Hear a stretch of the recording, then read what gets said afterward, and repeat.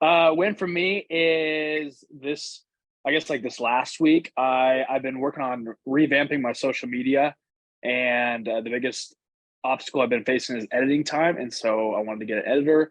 So I threw my stuff up on Upwork and did some other. Travis got me in touch with another guy, but at least as it's looking right now, successfully interviewed a candidate, haggled with pay and how much they're going to put out per month for me, and I'm going to move forward. Starting July, it looks like I'm going to be able to put a crap ton of content out. So I'm so stoked because now I can just focus on like the filming and the vision, and they take care of the rest. They get it to me and I post it. So like that's what I've been looking for a while. Hell yeah, man. Are you signing up with somebody on like a month-to-month basis, or are you signing a contract with them? It'll just be like it'll be bi-monthly. So we're gonna do a trial week in July. It's a gal out of Las Vegas. She does killer work, and so we're gonna do a trial the first week of July. I'm gonna get her some stuff this next week, and then as long as that all goes according to plan, then it'll just be bi-monthly after that. Nice. That sounds like a smart way to do it. That's cool, man. I'm happy for you. Thanks, man. All right, Mr. Gunn. Big guns, let's go. Let's hear a win for you, bro.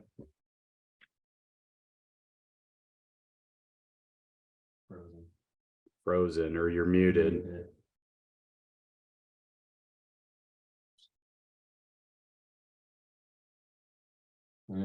Oh, what happened? My screen was all fucked up.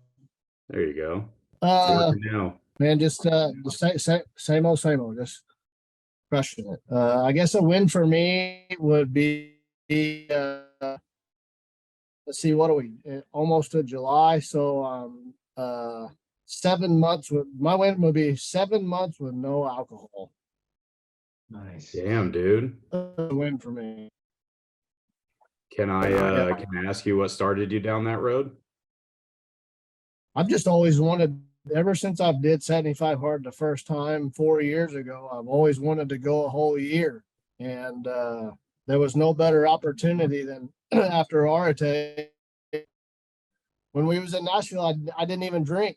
When me and you and Travis, we all went to dinner, I didn't drink. I didn't drink the whole time we were there. And then, my birthday was in December. I didn't drink. I don't care about New Year's Eve anymore. I don't go out on that day. That's clown day for me, but amateur night. But I kept rolling. Then I started, and then whenever I went to Travis's and came and seen y'all the first week of the year, and I started 75 hard immediately when I got home, and it's just catapulted me from there. I've been laser focused on what I want and where I'm going, and the fucking booze has never served a positive purpose that has aligned me with my goals. So what is the point of having it around? Zero. So it's like Andy talks about it, zero option mentality. That's cool, man. People would be mind blown at what they'll get out of that. Because it is a depressant. So it serves no positive purposes. You feel like shit. Your mind works like shit. You can't think clear.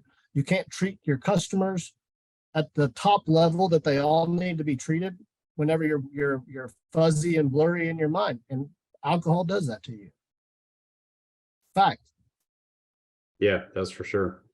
That's yeah, I can't argue with anything. Do I want it? Do I want to go downtown on Friday evenings from time to time and have a high-end whiskey drink? Sure I do. I'm not gonna lie about it, but I don't. And it's usually in the middle of the week, and come Friday, I don't even want it. Especially when you got goals that you're working on, bro. It'll keep you on track. So anyways, sorry for the rant, but there you go. Nah, I asked for it. Thanks, man. All right, Tyler, you're up. Let's hear a win for you, bro. Big win for us this week is we finally took our first step I was talking to Travis about it a little bit, towards our second location for Big Bun.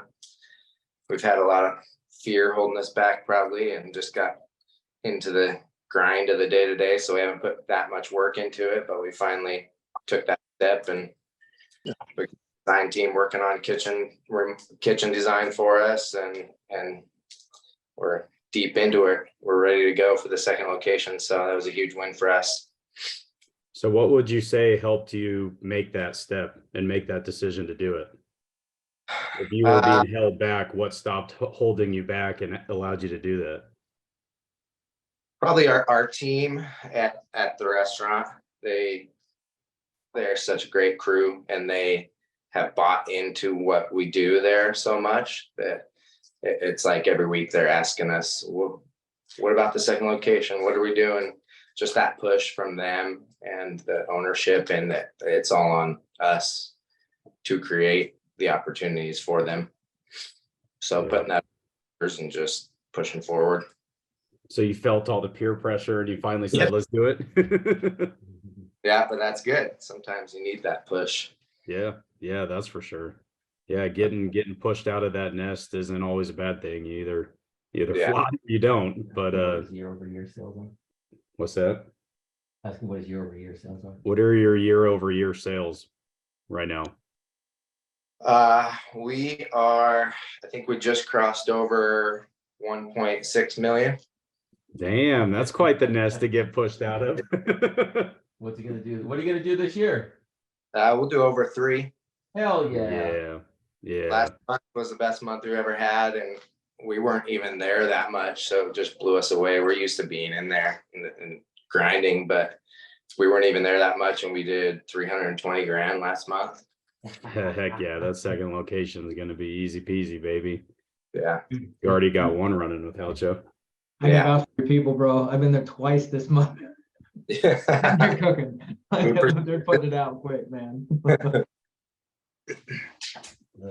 Cool, man. Cool. All good stuff.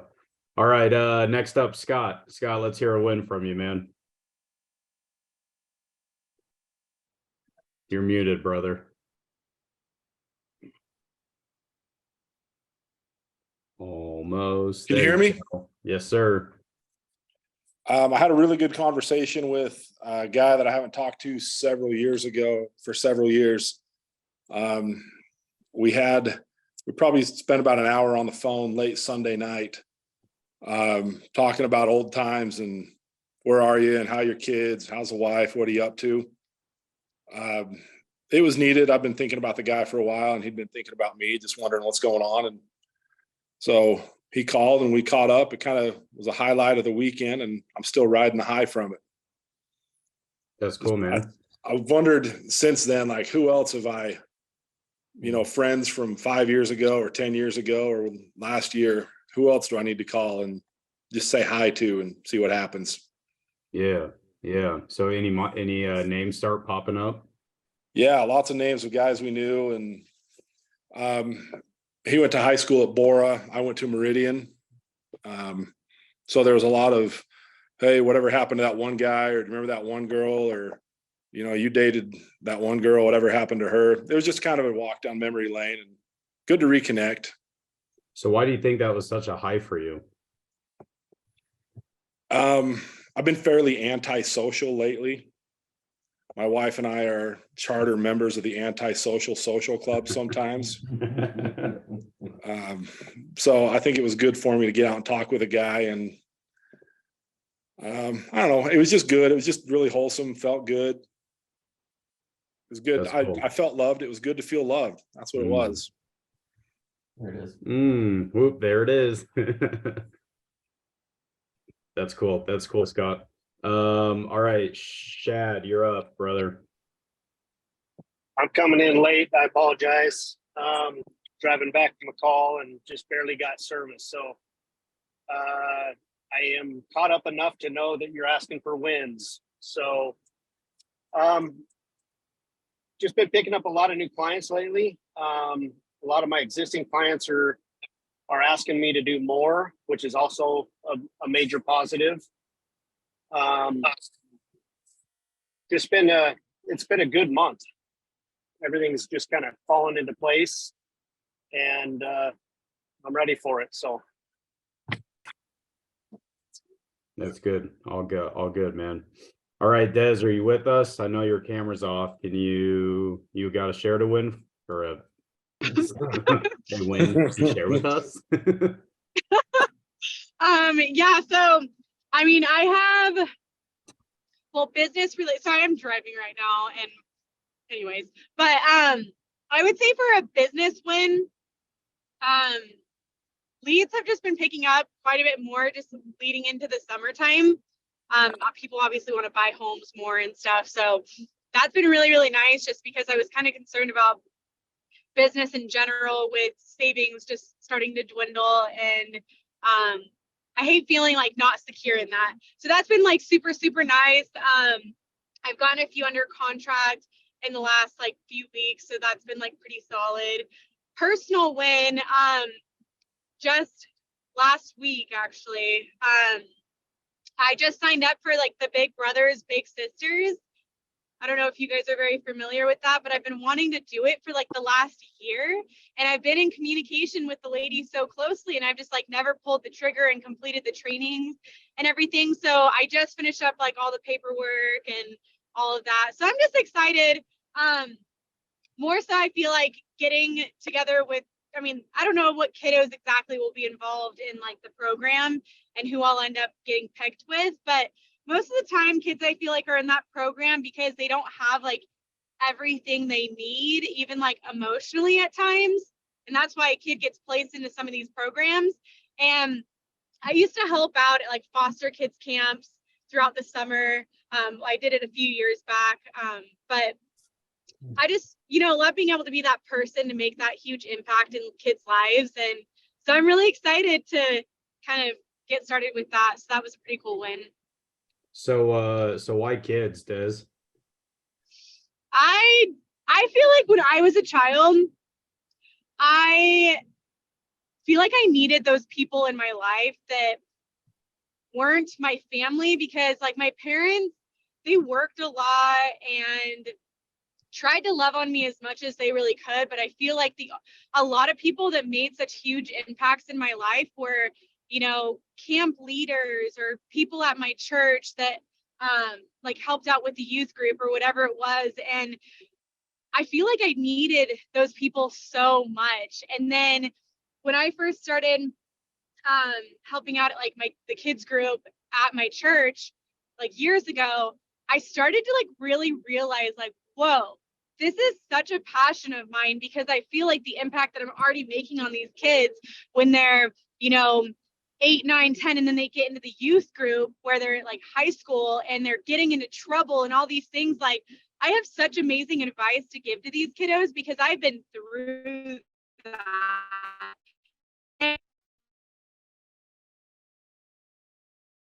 Happy. But yeah. That's awesome. That's awesome, man. You and I have a lot to talk about when it comes to helping kids out. That's cool. Thanks for sharing. Blair, I saw you just joined. You're the last one up. Do you have any wins you want to share with us? Besides coming up to Idaho for our big event next Wednesday. Sorry, I couldn't find my unmute. Sorry, I'm just like, wins. Yes, I'm excited to come to Idaho to see my brother and my nieces and nephew. Anybody was wondering. Wins. Let me think of my wins. I have a whole freezer full of cookie dough that I got done, so that's a win for me. Yeah, buddy. And that's it at the moment. I can't think of anything. That's a big win. I've seen how big those freezers are, and I know how long it takes to make cookie dough. Yeah, I got Lucas and his girlfriend to come help me make dough so I could be ahead of the game. So I did that. There you go. A little slave labor, a little free labor. Exactly. Cool. Well, thanks for sharing. Yep.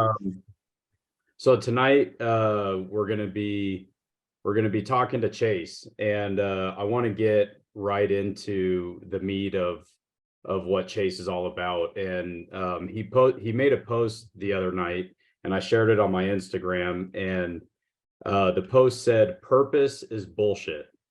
So one of our 3 pillars here at the inner circle is time, money, purpose. So I guess my question to you, Chase, is are you saying that the purpose of the inner circle is bullshit. Let's go. Put me right in the hot seat.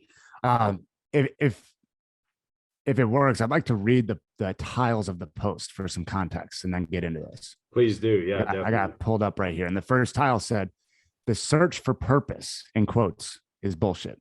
Let me explain.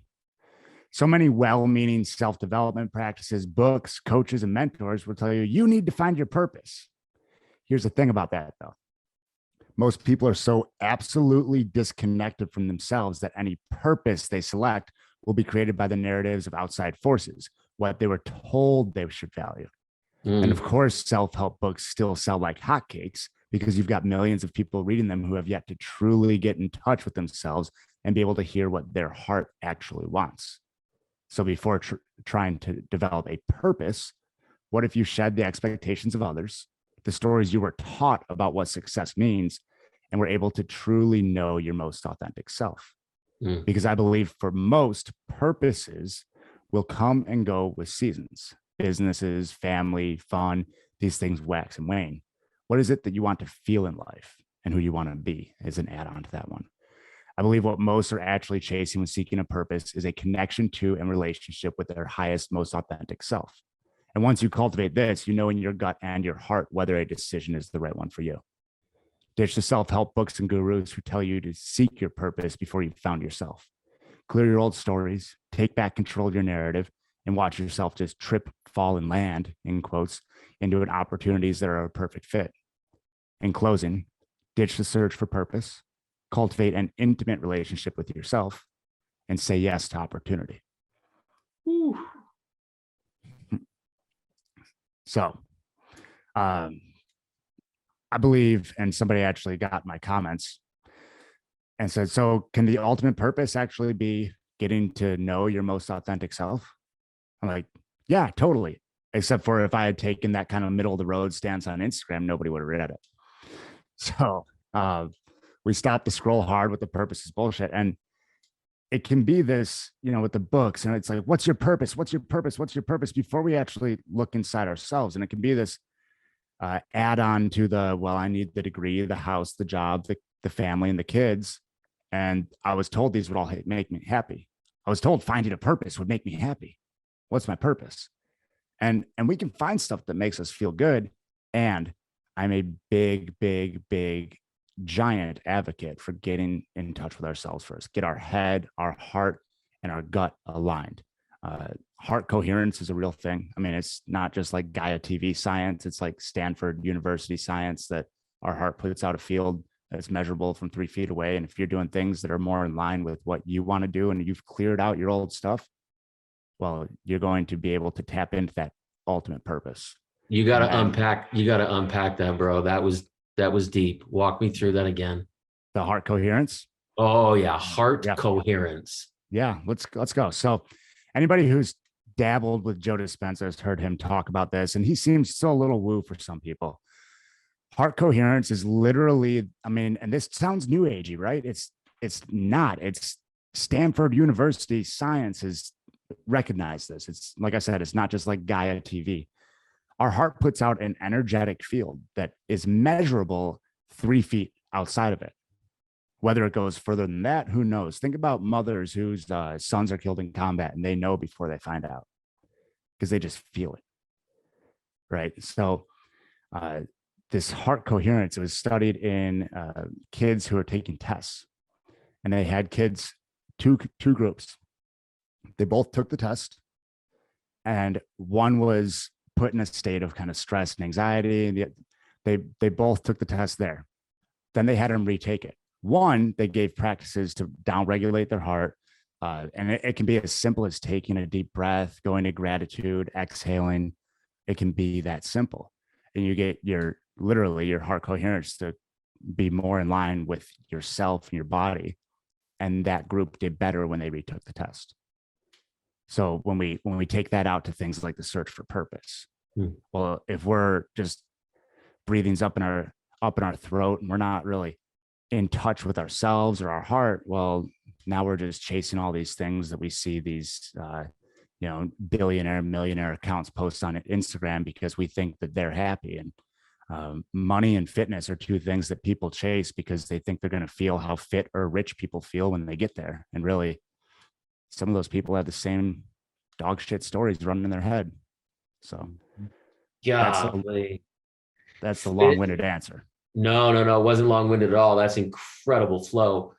So you said fit or rich when they get there. And it's so interesting. You nailed those, right? Like, yeah, for me, it's always the money thing. And that's easy to unpack for folks because I've had it, lost it, had it again. But like, let's talk about fit. And the reason I want to is because on this call in particular, Desiree and Scott, myself, Matt, all of us are Parker, we're all at the same gym. And so let's see, how do I say this without calling anybody out? Because everyone's gonna know who I'm talking about. There's an individual who is close to us who just realized that their fitness journey was not the one that they should be on, that the fitness journey was a destination addiction, perhaps. And so I had this question. I'm going to pose this to you. I said it to Parker in quiet. I didn't think I'd say it out loud. Have you, as a fitness coach, as a fitness professional, have you ever told somebody you don't need to change your body, you need to change your mind first? This is why my brand is what it is now. I don't take on people that just want workouts and macros because you can find that. You can Google it and get the answer that's available for free. I'll give it to you for free. The reason it hasn't worked yet, and I had a client at the gym who was 280 pounds, and he had been 280 pounds for 6 years, and he wanted to be 220. Somebody inside his head was telling him that he was a 280 pound man, and he didn't live as a 220 pound person. There's no way he could ever do it. And as far as destination addiction, take the destination out. Some people are using fitness like an alcoholic uses a bottle of vodka. Is it a better, more productive addiction? Sure. And I've seen it. I owned a gym for 8 years. And, part of the reason I shut it down was because it was chewing up all my time. When my brother passed away, I realized, oh, hey, I can do other things. And another reason I shut it down was because in the brick and mortar space, people get caught up in just the movement and the nutrition. And online, I can help people cultivate the identity and take back the stories that are creating that destination addiction. That's exactly what it is, because for any goal to become permanent, you must create an underlying change in identity. And so many people think that there's an aspect of like, I'll get there and then I'll be that person. Sure, if you become that person. But I squatted 405 pounds for the first time ever. I took it, I ripped it up over my head, slammed it on the ground. My wife still yells at me about that. And then I was the same person. Oh, cool. I'm strong. I could squat 400 pounds. Big deal. I still got the same business to run. I got the same marriage. I got the same bills. And whether it's getting a six pack, which, I mean, as an aside, might not even be healthy for certain people. Like, I was born really lean. It took me years to pack muscle on. It happens. But these things that people like, oh, when I get a six pack, I'll feel good. When I get 17-inch arms, I'll feel good about myself. No, when you feel good about yourself, you'll hit your goals a lot easier and you'll keep them. The fitness, it helps with confidence. Yeah, it's proven to be one of the most integral pieces to any therapy program. It gets those happy juices flowing, but it's relying on that to create who you are is a broken method. Golly, bro, it's incredible. So much fire. So here's a question for you, Matt. Well, before I dive in, Matt, do you have anything that's going through your head? I mean, like, it's just getting me thinking. Yeah. More so like from the business I'm starting and kind of how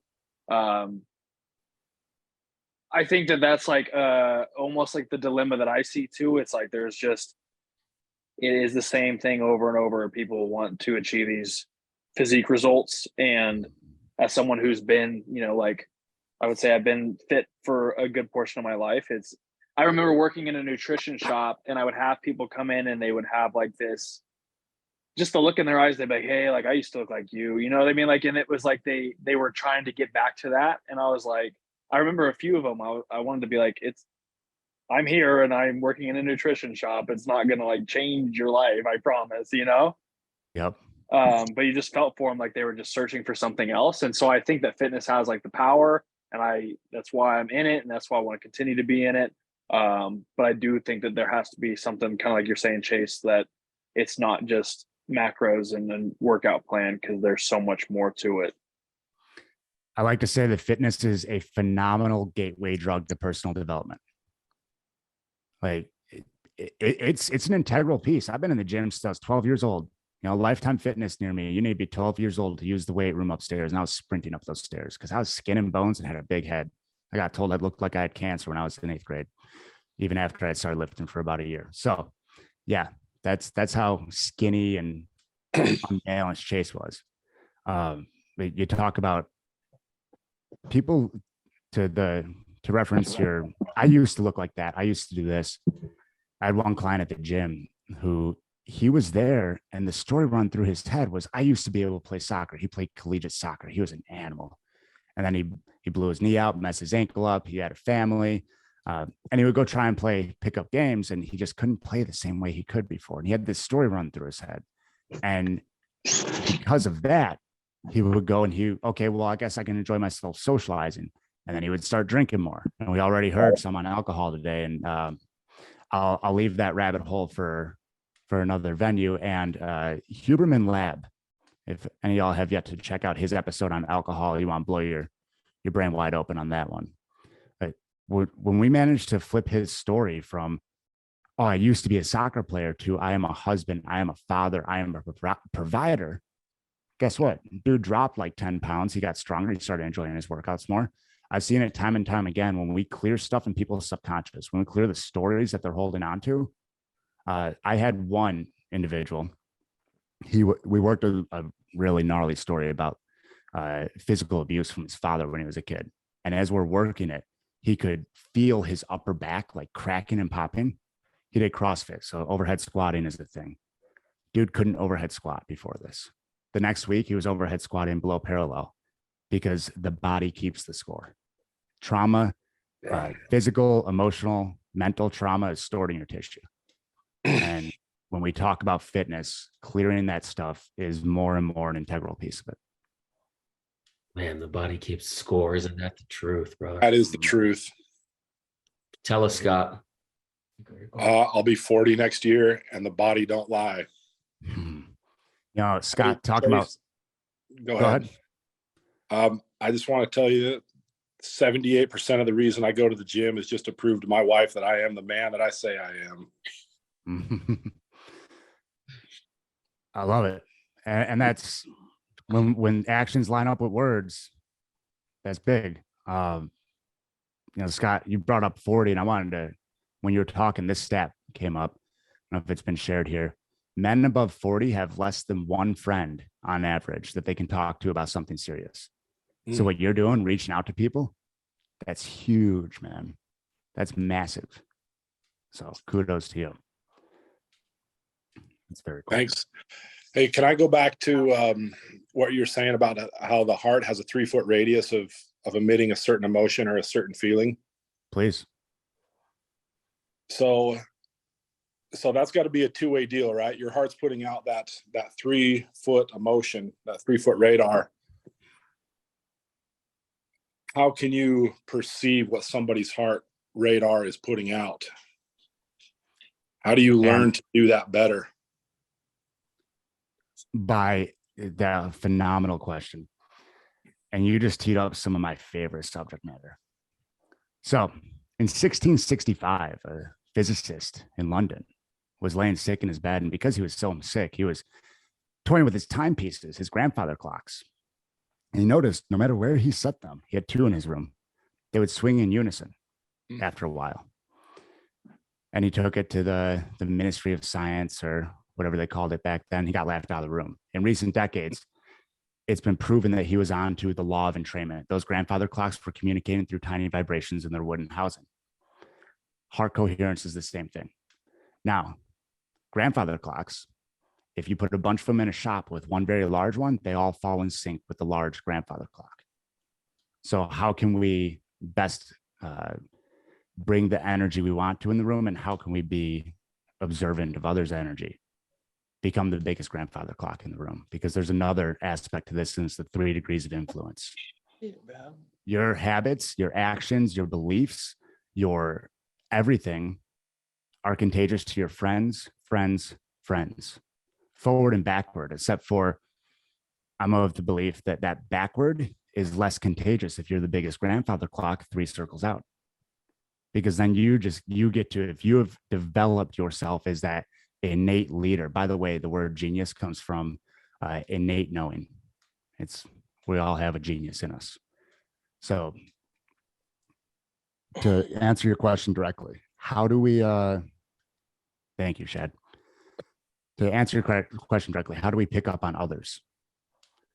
One of the most practical pieces that I can give you today is stay control your breath. Because the breath, it comes back to breathing low and slow. And you notice as I said that, I started talking slower because I love this subject matter and I was getting all ramped up. And when we stay in control of our breath, we can get more curious about our thoughts and our emotions and realize, is this ours that's showing up or is it something else? I'm sure everybody on this Zoom has walked into a room and it's like, oh, did this couple just get done arguing? Like without even looking at their faces, you can feel it.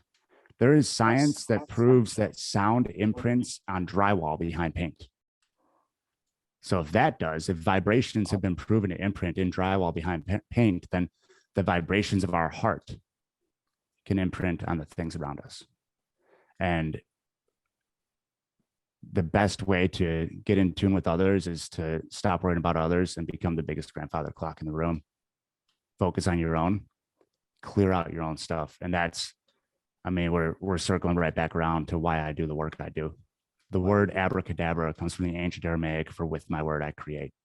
And when you get down to the real nitty gritty and the Aramaic symbols in there, there's one that means word and one that means silence. And when you use language correctly, it upholds the silence. When you use it incorrectly, it betrays the silence because that silence is that heart coherence, that grandfather clock, that pendulum swinging. So I'm really good at going on tangents. Why'd you get going down this road? When did I get going down this road? No, why? Why? Okay. I was going to say when, probably about 8 years old when I started asking questions. Why? That's a phenomenal question. I had a gym, as I said, and I opened it in 2014 and we were just pure CrossFit. We're going to go to regionals. We're going to do this. And then about 6-8 months in, I realized there's grandfathers and grandmothers and husbands and wives in here that had no business, no want to compete. They just wanted to feel good about themselves. Then I realized a lot of these people are coming to the gym complaining and leaving complaining. And we started getting into like individualized fitness, started doing some work around mindset and language, just like tossing it out there. I created a quick Kajabi course for the members. Then I had one of my guy who turned out to be my mentor, Mark England, on my podcast. And I went through all 3 levels of the education system he created. I have taught alongside him. I co-host their podcast. And it's all about language and stories. And it was the samurai sword to personal development and that I was looking for inside the gym and with my clients. Because as much as I would tell these people, oh, well, it's just, hey, go read this book. Hey, just change your words. Hey, just do that. There's still something holding them back that they didn't realize. And one of my favorite examples of how effective this stuff can be is early on in this work. And one of my clients at the gym, one of my coach's clients actually came to me and she said, hey, I think I need a chase psychology session. I keep snacking at night. I was like, I don't think we can legally call it that, but yeah, sure. Let's sit down and chat. So the way this works is we write things down. A lot of people have it stuck in their head. And even if they're talking about this fast and they never slow down and look at it. So we wrote down the story of how she snacked the night before. And then I had her read it. And I had her read it slower, had her read it with some breath in it. And each time she read it, check in. Where's the feeling? And one of those reads, it was anxiety. And it was like a 7 or 8. And it was somewhere in her body.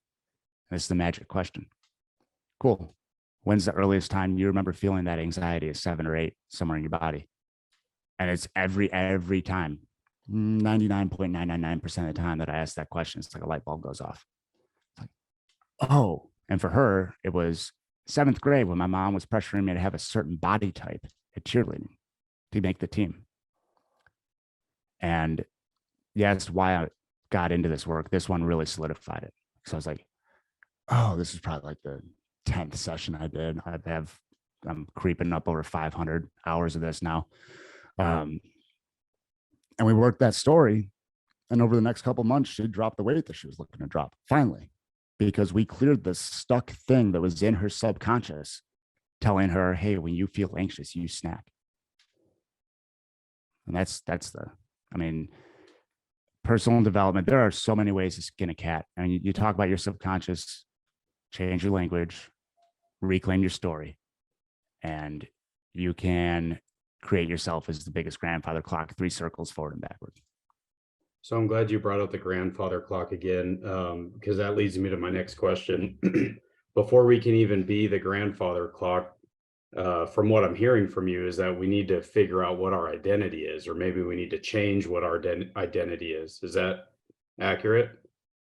So how do you do that? How do you start that process? Is it by, sorry, I'll let you answer. Oh, no, please. What was the follow on there? Okay. Oh, yeah. How do you do it? It comes back to, it's the stories that I'm talking about, and we pull on different threads for different people. It could be as simple as running a should detox, because I'm sure everybody here has something they should do more of. You guys want to play a little game? Cool. If you got a pen around you, write down a should statement. I should fill in the blank.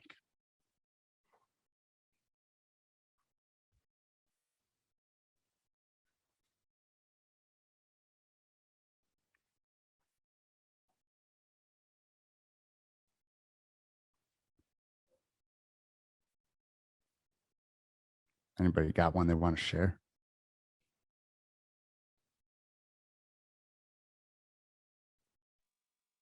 I'll share. Cool. What do you got? I should wake up earlier. What feeling does that elicit? What's the strongest emotion? When you say emotion, like what kind of? Like what's the feeling? Is it like a feeling or emotion? Is it Undisciplined is is undisciplined is kind of the word that comes to mind immediately. Cool. Do you feel it anywhere in your body? I would say stomach. Stomach? 1's low, 10's high. Where is it on that 1 to 10 scale? Right now, now it's not that bad. I would say like a 3 to a 4. Cool. In the morning, it's pretty high. It's like a 9 or a 10. That feeling in your stomach at a 9 to a 10. Do me a favor. Close your eyes. Take a big, deep breath. And ask your body if you've felt that before. And if so, when was the earliest event that you can remember feeling it?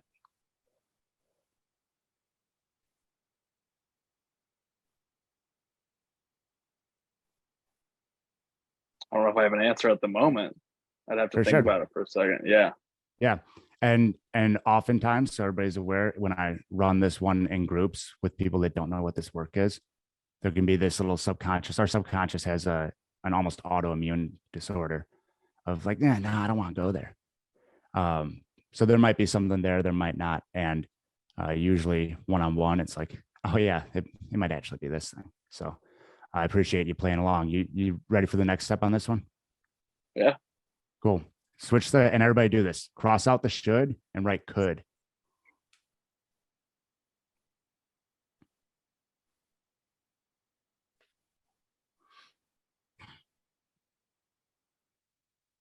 Matt, can you read that one out loud for me? I could wake up earlier. Did anybody hear the difference in inflection before I even start asking questions here? I could wake up earlier. Matt, was there a difference in feeling at all? Yeah, I have definitely more of a positive feel in the body. Less beating yourself up, more like a possibility. Yeah, it was just like there's like a little bit of hope there at least. Mm, yeah. Heck yeah. Does anybody else have a should to a could that they noticed something with? Yeah, I can go. Let's hear it. So mine was I should show more charity, which in my definition is like love to others. Mhm. Because immediately I do a lot of like self-evaluation and I really try to upgrade myself every day. But I know that immediately my immediate answer is always no because it feels safe to me. So I always want to shut things down because it just feels safe. And so I always write in my journal that I need to like work on this. But when I change it to I can or I could show more charity, it feels a little bit different. Beautiful. What's the difference? What does it feel like with the could? I mean, it feels like I have control of it. Ooh, there's power and control. Jake, did I see you unmute and raise your hand? Yeah, I had one that definitely brought a lot of feelings. What was the should statement, brother? Well, the should statement was I should figure out who I am. And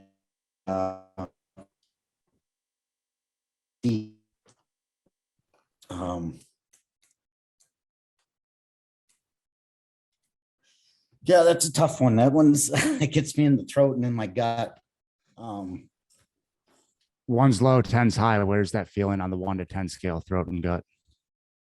It's a 10, bro. 10. Yeah.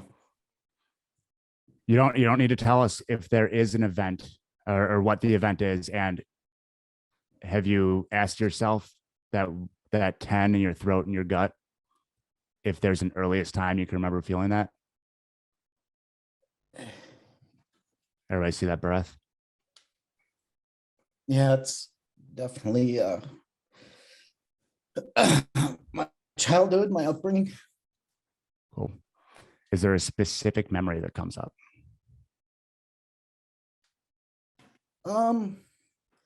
Probably just when, I was starting to kind of figure out what I thought was the right path for myself or what I wanted to do. And just kind of being told like, you won't be successful and it won't ever happen. So, and if I was running like a full 2-hour workshop here, this is where I would ask Jake to please write that story down. Because then we would go into reading that story if he was comfortable with it. Jake, when you switched it to could, did it switch that 10 in your throat and your gut? Yeah, it definitely did.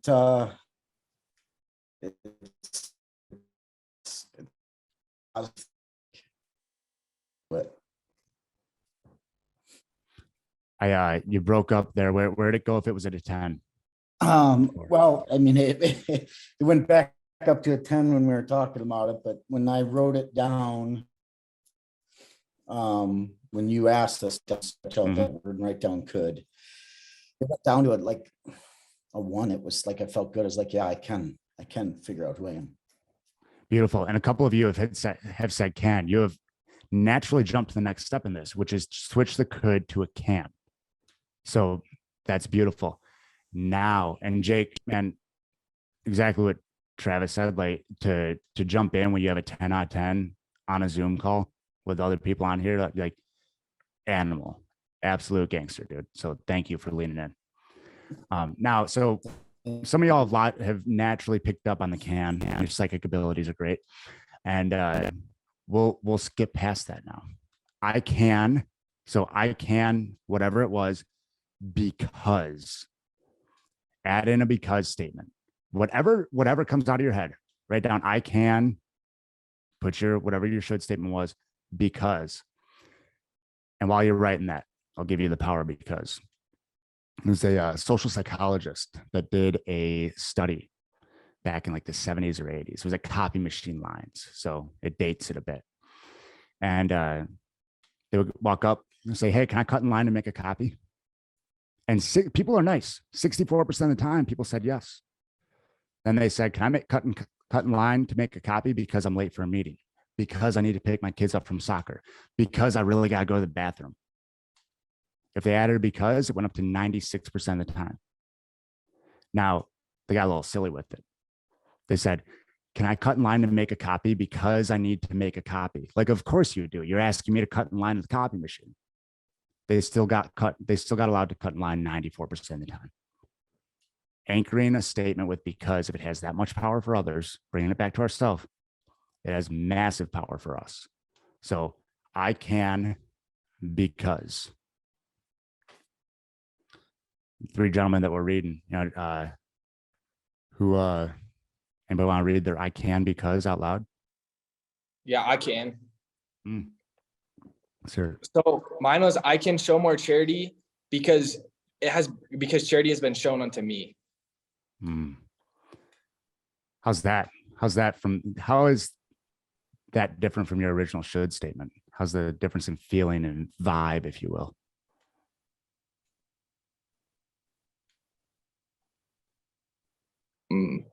Well, before I felt like I was condemning myself, and now it feels like it's more of a, I don't know, it feels a lot better. It's more of like a way that I can, because I'm in on like all the same, I like to learn about the same kinds of things you do. I'm a lot more scatterbrained when it comes to it. I'm young and I'm trying to figure it out. I'm trying to understand my own thoughts and organize my own thoughts. But I feel like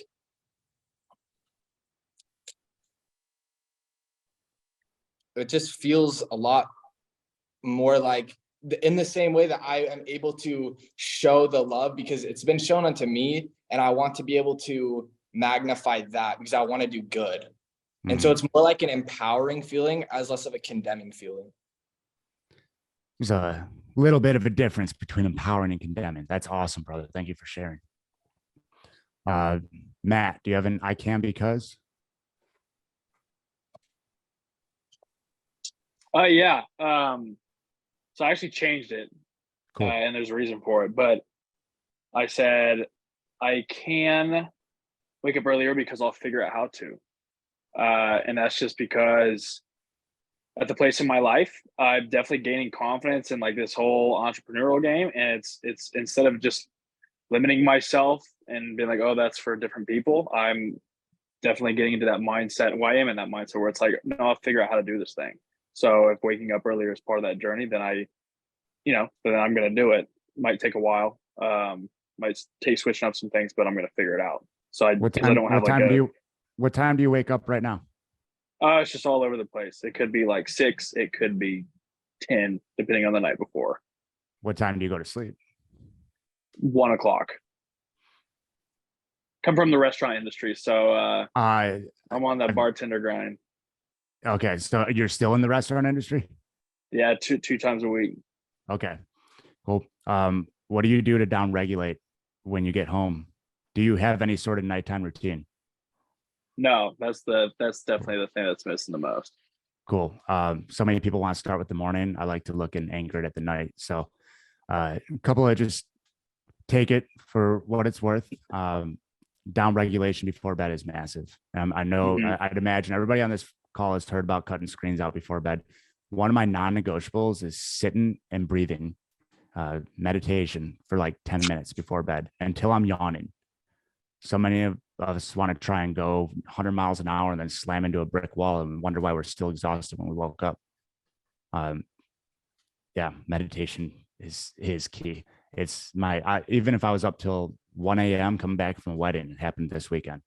I still sit on my pillow before bed. So are you doing like a certain I've looked into the breathing techniques and I know there's a trillion out there. Are you doing like anything certain, or are you just kind of being mindful of it? I go 4 seconds in, 4 seconds out through my nose, and then I hold on my last exhale. Okay. And I hold as long as I possibly can. And then when I need it, I do a giant inhale, hold that for 15 seconds, squeezing on it, and then release. And then the feel good flows. So gotcha. Yeah, definitely. If anybody, appreciate it. Yeah. Appreciate you. Jake, do you have an I can because, brother? Yeah, I do. And I can because I'm not my past. I can what? Please put in the I guess I can figure out who I am because I am not my past. And my past is not who I am now. And I got to stop holding on to that and letting that dictate where I'm going to go or not go for that matter, really. Like Yeah. I got to cut that bullshit out and stop thinking it's a failure before I've even had a chance to fail at it. And that's the part that resonates the most, is kind of being told your idea or you are a failure before you even had a chance to fail. Mm-hmm. Yeah. Powerful, man. I was debating whether to drop this definition, and before I do, I have this in me. Everybody on this call has a little bit of it in them. It's whether we can shine a light on it and take our power back when it comes up. The victim mentality is an acquired personality trait in which an individual tends to regard themselves as a victim of the negative actions of others, even in the absence of clear evidence. And it depends, this is the important part, it depends on a habitual thought process and attributions. We feed this thing with our thoughts and our stories and what we tell ourselves. And I'm looking at 0 people individually here. Just Jake queued that up beautifully with the shift there, with how you were talking about that, man. And I have it in me, like 100%. I have it in me, and I have the tools to know it. And thank you to everybody that volunteered here. Thank you for leaning in. This is the tip of the iceberg, because the should detox, like, Jake, look at the emotion that we brought up with the should detox. Now, imagine, brother, if we dug in and we said, all right, let's go back to childhood. Let's write out this story, that story, that story, that story. And then we read those out. That's when we start clearing that stuff and moving it. And that's the tools I use to accurately and powerfully dispel the victim mentality. Incredible. I mean, incredible, on point. Tons of love, man. Super grateful for you, brother. Really. Thank you. I know I got going there and we're a little past the hour. No. Thank you. No, this has been absolutely magical. Does anybody have anything parting that they want to go, or are we all just full and we're ready to call it? Jesse. That's some like I follow a guy, Jesse Elder. I don't know if you do or not, Chase, but I've taken one of his classes before, and it's definitely fucking next level. I'd love. What would it cost me to get on like a 30-minute call with you? What would be my investment be? I'd love to do that with you. Just reach out to him one-on-one. I'll put you guys in touch. Yeah. Cool. Let's jam. I'll put you guys in touch. Appreciate it. This is like where I'm at with, like, in my life, like exactly what you've talked about all night is why. And I just sit here and shut up because I just take it all in right now, because these are the rabbit holes that I'm going down with the very few people that I even talk to anymore. I mean, me and Travis, we don't really talk as deeply a lot but we do once in a while. But like, this is the type of shit for everybody on here that will literally change your life. 100%. And kudos on the 7 months. And I would say there's very little coincidence between the fact that you're getting into this rabbit hole and you also have decided to take an extended break from alcohol. So yeah, appreciate you, bro. Yeah.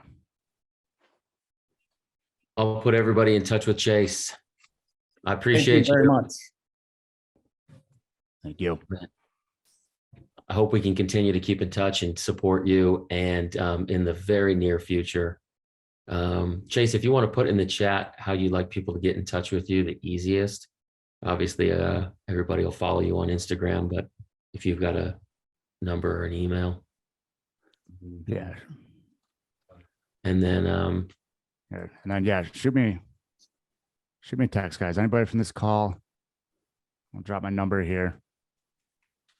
Boom. Careful. Hey, you know what? Send it. Let's go. Let's fucking go. And then in the very near future, we're going to get you out here. We're going to do it in person. We'll do a live. Let's go. Yeah. Brother, I love you. I appreciate you. Love you, man. Thank you. Be in touch. Yes, sir. Powerful. Thank you.